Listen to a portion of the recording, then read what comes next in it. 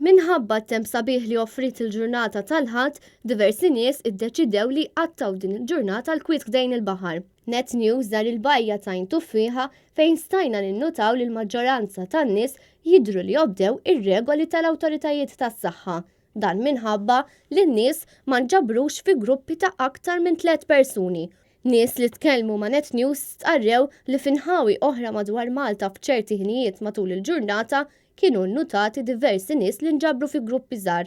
Jumejn ilu f'diversi bajjiet madwar Malta u Għawdex wieħed seta' jinnota preżenza qawwija ta' nies anke fi gruppi kbar. Ħaġa li qajmet rabja kbira fost diversi nies li ma kinux qed jobdu l-parir li nataw mill-awtoritajiet tas-saħħa.